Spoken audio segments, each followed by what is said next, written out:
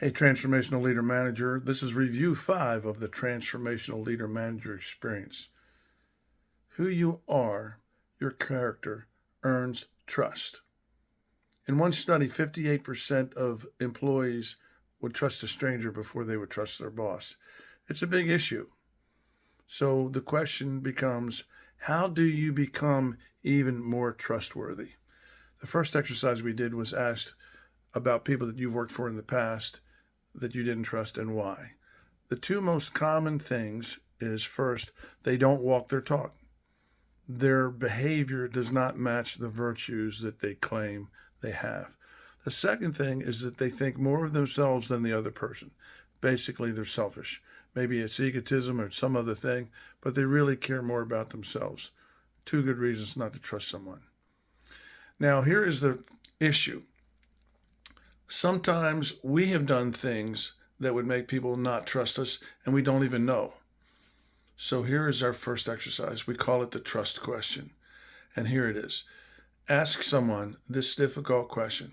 Have I ever said or done anything, or failed to say or do anything, that made you wonder if you can trust me? Very difficult conversation, very difficult question, difficult conversation to follow. So you got to be careful about how you do this, and this is how we suggested that you go about it.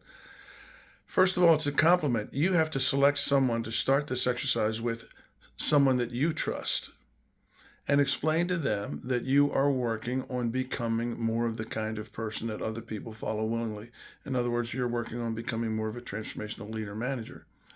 And you are well aware that you have blind spots, that you have limitations, and sometimes just by virtue of them being blind spots, you are not aware of them. So you're asking them for their help.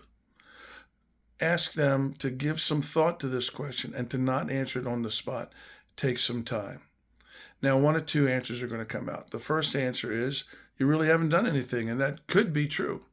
But it also could be true that they could say you haven't done anything because they're not comfortable saying anything.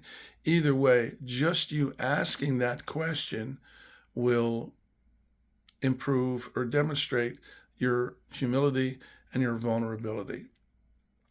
In addition to giving them time, make them this promise. You will not be defensive. You will not be, there will not be any repercussions, that you will just appreciate them and that you will work on it. Now, here's another way to become more of the kind of person that other people follow willingly, and that is to maximize your virtues. Now, earlier in the program, we talked about taking the Gallup survey, and that the StrengthsFinder survey gives you the top 5 ways that help you perform at an A level. Now, performance is what the result of talent is. This is not talent. This is virtue. Talent is about behavior. Talent is about performance. Virtue is about behavior. So we suggested that you take the VIA survey, Virtues in Action. VIA was started by Martin Seligman, considered to be the father of positive psychology. This survey will give you your top 5 behavioral virtues. Now, if you print both of those, if you have 5 strengths, top 5 strengths from Gallup, and your top 5 virtues from VIA, here is a simple habit.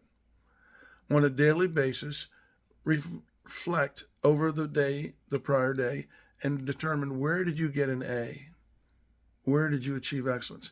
Then try to determine if it was primarily performance or primarily behavior. Often it's a combination of the two, but more often than not, it's actually your character and your behavior rather than your talent that made you successful and helped you get an A. The more you see yourself living your virtues, the more you're going to live your virtues, the more A's you're going to get from a behavior character standpoint, and the more trustworthy you're going to become. Next week, we'll talk about 2 other ways to become more trustworthy and to build your character. But this week, take your VIA, ask the trust questions. Have a great week.